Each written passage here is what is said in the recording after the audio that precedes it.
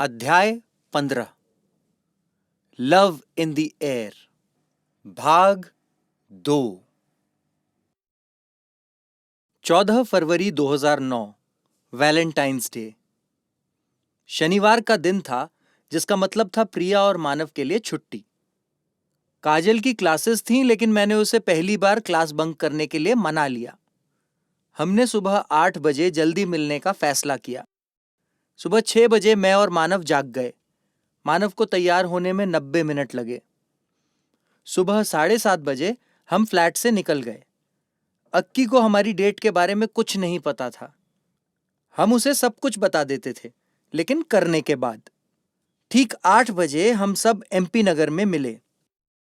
गर्म जलेबी, पोहा और चाय पीने के बाद हमने भीमबेटका गुफाओं की ओर जाने का फैसला किया, जो भोपाल से करीब 40 किलोमीटर दूर थी।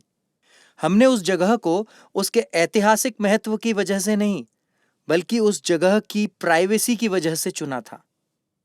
पूरा इलाका गुफाओं से भरा हुआ था और इतना बड़ा था कि आप हमारे जैसे लवबर्ड्स के अलावा शायद ही किसी को देख पाते।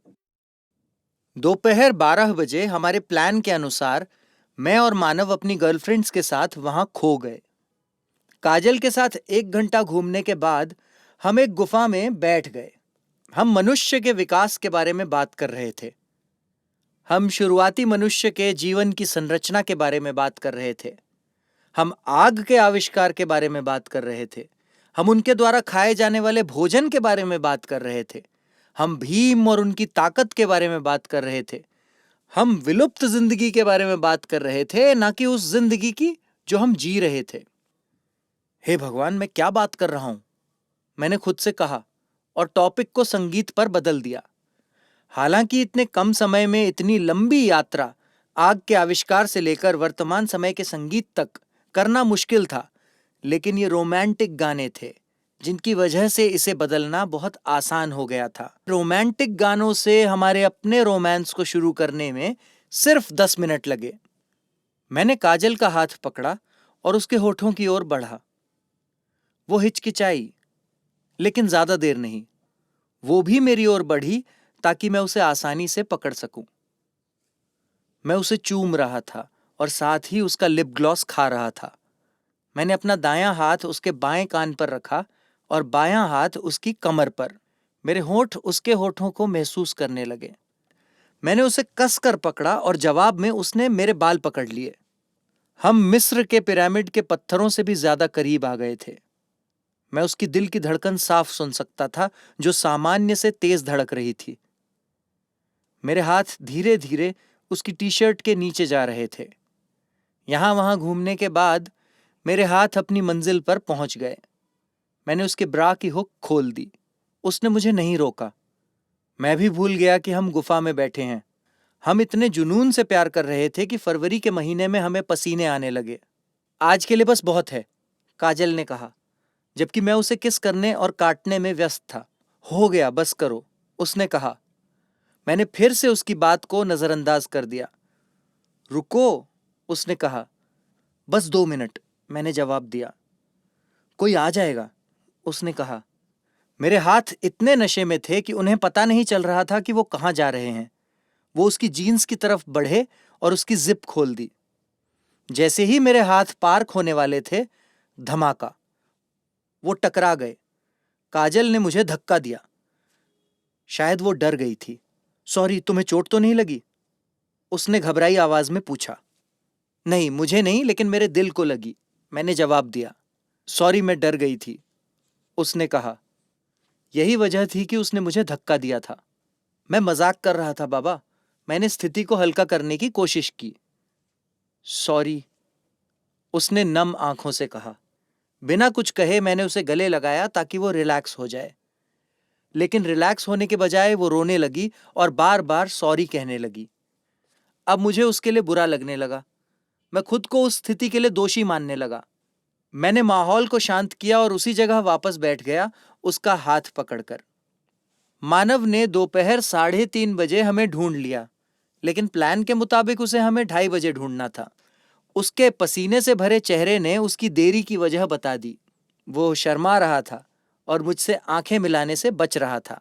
दोपहर 3 बजे हम मशहूर पप्पी पाजी के ढाबा पहुंचे। हम बहुत भूखे थे और हमें एनर्जी की जरूरत थी। हम सब ने एक ही डिश ऑर्डर की, दाल बाफले, जो उस ढाबे की खासियत थी। स्वादिष्ट खाना खाने के बाद हम भोपाल की ओर बढ़े। 5 मिनट ड्राइव करने के बाद मुझे पीछे से एक झटका महसूस हुआ। पहले मैंने नजरअंदाज किया, लेकिन कुछ सेकंड बाद फिर वही हुआ, जैसे कोई मुझे लात मार रहा हो। मैंने काजल से पूछा कि क्या उसे कुछ महसूस हो रहा है या मेरे दिमाग का वहम है। उसे कुछ नहीं महसूस हो रहा था, ये मेरा वहम था। अगले 5 मिनट तक लगातार वहम होता रहा। मुझे लगा कि भगवान मुझे उन हरकतों की सजा दे रहे हैं जो मैं ऐतिहासिक गुफाओं में कर रहा था। लेकिन 5 मिनट बाद मेरे दिमाग में एक डायन की अजीब सी आवाज गूंजने लगी। मैं धीरे धीरे ठंडा पड़ रहा था। तभी काजल ने अपनी एड़ी से मुझे मारा और मुस्कुराई। मैंने कोई प्रतिक्रिया नहीं दी। उसने फिर से वही किया। मैंने फिर से कोई प्रतिक्रिया नहीं दी। वो अपनी आंखों को घुमाकर मुझे कुछ इशारा करने की कोशिश कर रही थी। मैं समझ नहीं पा रहा था कि वो क्या कर रही थी। फिर उसने फिर से वही किया। इस बार मुझे उसका इशारा समझ आ गया और मैंने अपना सिर मानव की तरफ घुमाया। वहां मुझे मानव के चेहरे वाला एक बंदर दिखा जो लगातार मेरी सीट पर लात मार रहा था, क्योंकि वो पिछली सीट पर मेकआउट कर रहा था। और मुझे दूसरी पहेली का हल मिल गया कि जो आवाज मैं कुछ सेकंड पहले सुन रहा था वो किसी चुड़ैल की नहीं थी, वो प्रिया की थी। शाम 5 बजे हमने अपनी कार वीआईपी रोड पर पार्क की। वो सड़क हमेशा की तुलना में ज्यादा रंगीन लग रही थी। सड़क के चारों ओर हॉकर्स थे जो गुलाब, गुलदस्ते और दिल के आकार के लाल गुब्बारे बेच रहे थे। वहां पर आइसक्रीम वैन थी और हवा में बहुत सारा प्यार था। सारे कपल्स उस खूबसूरत नजारे का मजा ले रहे थे और परफेक्ट सनसेट के लिए वहां थे। जिन लड़कों की गर्लफ्रेंड नहीं थी वो बस दृश्य का अनुभव और संतुष्टि के लिए वहां थे। उस खूबसूरत सनसेट और दिन के आखिरी किस के साथ मानव ने प्रिया को गुड बाय कहा और मैंने काजल को, ये जाने बिना कि हम जल्दी नहीं मिलने वाले थे। उन्हें छोड़ने के बाद हम नमक वाली चाय पीने चले गए। मानव अपने अनुभव को साझा करने के लिए एक लड़की की तरह शर्मा रहा था, लेकिन उसके दांत उसकी पूरी कहानी बता रहे थे। वहां से मैंने अक्की को डिनर के बारे में पूछने के लिए फोन किया। दिन बहुत अच्छा था तो हमने फ्लैट में खाना बनाने के बजाय बाहर खाने का फैसला किया। उसने फोन नहीं उठाया। मैंने 5 मिनट बाद फिर कोशिश की, फिर वही हुआ। मानव ने कहा कि या तो वो टॉयलेट में व्यस्त होगा या हस्तमैथुन करने के बाद सो गया होगा, तो फ्लैट पर जाकर उसे उठाना ही बेहतर था। उसका नंबर कई बार मिलाने के बाद हम अपने फ्लैट पर गए। कमरे का दरवाजा अंदर से बंद था। हमने दरवाजा खटखटाया, कोई जवाब नहीं आया। हमने फिर खटखटाया, फिर कोई जवाब नहीं आया। 10 मिनट तक दरवाजा खटखटाने के बाद हम बाथरूम की खिड़की पर गए। 5 मिनट और ये बहस करने के बाद कि कौन खिड़की से कूदेगा, मैं कूद गया और पानी से भरे हुए टब में गिर गया। अक्की द इम्परफेक्शनिस्ट ने उसे गलत जगह रख दिया था। मेरी जीन्स बुरी तरह से पानी में भीग गई थी। मैं उस कमीने के पिछवाड़े पर लात मारने के लिए उसकी तरफ भागा। वो कमीना सो रहा था। मैंने उसे इतनी जोर से लात मारी कि उसके जवाब में मुझे एक लड़की के चीखने की आवाज सुनाई दी और कुछ सेकंड में एक नग्न लड़की अक्की की रजाई से बाहर निकली। उसे देखकर मैं भी चीखने लगा। हमारी चीखने की आवाज इतनी तेज थी कि उसी रजाई से अक्की और आकाश बाहर निकले और चीखने लगे। मानव, जो बाहर मेरा दरवाजा खुलने का इंतजार कर रहा था, उसने पूछा, क्या हुआ? लड़की, मैंने जवाब दिया। 2 मिनट के अंदर वो लड़की हमारी नजरों से गायब हो गई। मैंने उसका चेहरा तक नहीं देखा और मानव फ्लैट में आ गया। अक्की और आकाश अभी भी अर्धचेतन अवस्था में नंगे पड़े थे। मानव ने अक्की के चेहरे पर पानी का जग फेंका ताकि हमें पता चले कि हुआ क्या था। दूसरा जग फेंकने से पहले अक्की ने बताया कि वो उस लड़की को वैलेंटाइंस डे मनाने के लिए लाए थे, जिसका मतलब था कि वो उस लड़की को सेक्स करने के लिए लाए थे। एक प्रोस्टिट्यूट? तुम्हारा उससे संपर्क कैसे हुआ? मैंने पूछा। वो तुम्हारी बहन की मेड थी, आकाश ने मुस्कुराते हुए जवाब दिया। अक्की ने बताया कि ये आकाश का आइडिया था। आकाश और अक्की ने मुझे दिखा दिया कि जरूरत में इंसान क्या क्या कर सकता है। चारों ओर हवा में प्यार ही प्यार था। 16 फरवरी 2009, सोमवार। मेरी फाइनल परीक्षा का टाइम टेबल आ गया। परीक्षाएं 12 मार्च से 24 अप्रैल तक थीं। 2 दिन बाद अक्की का टाइम टेबल आया। उसकी 19 मार्च से 30 अप्रैल तक थी। मानव अपने टेस्ट में व्यस्त था। हमारी पहली जरूरी चीज थी किताबें खरीदना। ना अक्की ने और ना मैंने किताबें खरीदी। जो पैसे मैंने घर से किताबों के नाम पर लिए थे वो पहले ही मेरे गिटार क्लास की एडवांस फीस के रूप में खर्च हो चुके थे, और मैंने पहले ही अपनी दीदी से 4,000 रुपए भी उधार ले लिए थे। मानव अपने कॉलेज के दोस्तों, ज्यादातर हमारे पुराने बैंड मेंबर्स से रोजाना उधार लेकर ही जी रहा था। आकाश ने शराब के लिए अपने लगभग सारे दोस्तों से पैसे उधार लिए थे। गर्लफ्रेंड्स को खुश करने में हमारी जेब को बुरी तरह से नुकसान पहुंचा, लेकिन आखिरकार नुकसान की वजह ने ही हमें पैसे दे दिए। मैंने पहली बार काजल से 2,000 रुपए उधार लिए और मानव ने पहली बार अक्की के लिए प्रिया से 2,000 रुपए उधार लिए। उन पैसों से हमने किताबें खरीदी। अक्की ने अगले ही दिन से पढ़ाई शुरू कर दी। मैं कभी कभी इतिहास की जंग में हिस्सा लेता। मानव ने 20 दिनों की पेंटिंग वर्कशॉप ज्वाइन की और वो सीधे अपने कॉलेज से वर्कशॉप जाता था। एग्जाम शुरू हो गए थे और पढ़ाई के अलावा हम कुछ नहीं करते थे, क्योंकि 9 महीने का सिलेबस 1 महीने में पूरा करना मुश्किल था। हमने किसी तरह एग्जाम पास कर लिए। दूसरी तरफ काजल और प्रिया टॉपर थीं और मानव 72% के साथ अपनी बुद्धिमता साबित कर रहा था। 30 अप्रैल अक्की का आखिरी एग्जाम था। मैं काजल से मिलने एमपी नगर गया। मेरे पास इतने पैसे नहीं थे कि हम किसी होटल में जा सकें, तो मैंने उसे झूठ बोला कि मुझे जल्दी है और उसके हॉस्टल के सामने 15 मिनट बिताने के बाद मैं वापस चला गया। 1.5 महीने की पढ़ाई के बाद यह हमारा दिन था मजे करने का, लेकिन हमारे पास ऐसा करने के लिए पैसे नहीं थे।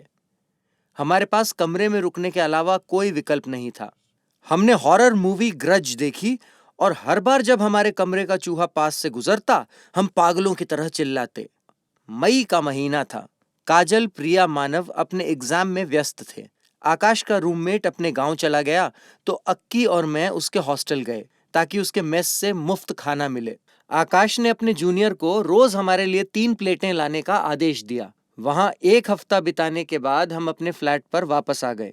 हमें पैसों की सख्त जरूरत थी। हम अपनी कॉन्टैक्ट लिस्ट छान रहे थे कि ऐसा कोई मिले जो हमें पैसे दे सके, लेकिन हम कामयाब नहीं हुए। 3 और दिन हताशा में बिताने के बाद मैंने अपने कजन लक्की पाजी को फोन करके कुछ पैसे उधार मांगे। मैंने उन्हें सटीक राशि नहीं बताई, बस कहा कि मुझे कुछ पैसों की जरूरत है। 1 घंटे बाद मुझे मैसेज मिला, अपना अकाउंट चेक करो। बिना वक्त गंवाए मैंने अपनी पैशन प्लस स्टेट बैंक के सबसे नजदीकी एटीएम तक दौड़ाई। एटीएम पर लंबी लाइन थी। मुझे कभी समझ नहीं आता कि लोग घर में कुछ नकद क्यों नहीं रखते। 10 मिनट इंतजार करने के बाद मैंने अपना कार्ड एटीएम मशीन के मुंह में डाला। मशीन के सवालों का जवाब देने पर मुझे ये जानकर हैरानी हुई कि मेरे चचेरे भाई ने मुझे 5,000 रुपए जमा कराए थे। मैं पैसे पाकर बहुत खुश था। मैंने सबसे पहले अक्की को फोन किया और उसे तैयार होने को कहा। फिर मैंने आकाश को 3 बार फोन किया। उसने फोन नहीं उठाया क्योंकि वो क्लास में फोन नहीं उठाता था। मैं अक्की के साथ 2 महीने बाद बियर का मजा लेने महेश बार गया। 5 बियर खत्म करने के बाद हम सिगरेट के लिए एक पान की दुकान पर गए। 2 सिगरेट पीने के बाद हम समोसे खाने के लिए पान की दुकान के बगल में एक नाश्ते की दुकान की लकड़ी की बेंच पर बैठ गए। मैं अपनी तीसरी सिगरेट में व्यस्त था और अक्की अखबार में शादी के विज्ञापन पढ़ने में व्यस्त था। जब मैं समोसे खाने में व्यस्त था, उसने एक कॉल किया और मिलने का समय मांगा। मैं उसके कॉल खत्म होने का इंतजार कर रहा था। मुझे नहीं पता बियर ने उसे क्या कर दिया था कि वो अचानक शादी करना चाहता था। 3 बजे का अपॉइंटमेंट लेने के बाद, जो 1 घंटे बाद था, उसने कॉल खत्म की। उसने शादी के लिए नहीं, ग्लोबस पब्लिक स्कूल में टीचर की वैकेंसी के लिए फोन किया था। उन्हें 1ली से 5वीं कक्षा के लिए टीचर्स चाहिए थे। हम कॉलेज नहीं जा रहे थे। हम इधर उधर घूमकर वक्त बर्बाद कर रहे थे, तो स्कूल से कुछ पैसे कमाना बेहतर था। मैं भी अक्की के साथ इंटरव्यू के लिए गया। हमने इंटरव्यू से पहले चुटकी माउथ फ्रेशनर के 10 पैकेट खाए। इंटरव्यू के समय तक बियर का असर खत्म नहीं हुआ था। प्रिंसिपल के ऑफिस के बाहर 5 मिनट इंतजार करने के बाद हमारा इंटरव्यू हुआ। मुझे और अक्की को एक भी सवाल याद नहीं था जो उन्होंने पूछा था, लेकिन हमें बस इतना याद था कि स्कूल का समय सुबह 7:30 बजे से दोपहर 2 बजे तक था। मैंने प्रिंसिपल को बताया कि हम सिर्फ 1 बजे तक ही पढ़ा सकते हैं, ताकि कुछ मौकों पर हम अपने कॉलेज भी जा सकें। 3 दिन बाद पोस्टमैन ने हमें हमारा अपॉइंटमेंट लेटर पहुंचा दिया। तो 15 जून से हम छात्रों का भविष्य बनाने वाले थे। उसी दिन मेरे गिटार टीचर डेविड सर ने मुझे घर पर बुलाया। उन्होंने मुझे बताया कि मुंबई से रॉक म्यूजिक पर सेमिनार और क्लासेस लेने का ऑफर मिला है, जिसके लिए वो 2 दिन बाद जा रहे हैं। वो 2 महीने के लिए भोपाल छोड़ रहे थे और चाहते थे कि मैं उनकी कोचिंग के स्टूडेंट्स को पढ़ाऊं। ये एक पेड जॉब था, लेकिन मैंने पहले कभी किसी को गिटार नहीं सिखाया था और मुझे यकीन नहीं था कि मैं ये कर पाऊंगा। वहां मेरी उम्र की या मुझसे भी बड़ी लड़कियां थीं। मैं उन्हें कैसे पढ़ा सकता था? सर ने मुझे शांत किया और वो मुझ में आत्मविश्वास भरने की कोशिश कर रहे थे। मुझे पैसों की सख्त जरूरत थी और इसके अलावा लड़कियां आकर्षण का स्रोत थीं। मैंने हाँ कह दिया और अगले ही दिन उन्होंने मुझे सब कुछ समझा दिया। मुझे 3 शिफ्ट लेनी थी, हर शिफ्ट 1 घंटे की, शाम 5 बजे से रात 8 बजे तक। शनिवार और रविवार को छुट्टी होती थी। पहली बैच में 20 स्टूडेंट्स थे, ज्यादातर 10 से 12 साल के। दूसरी बैच में 13 स्टूडेंट्स थे, 2 मेरे पिताजी की उम्र के, 2 मेरी उम्र की लड़कियां और बाकी मेरी उम्र के लड़के।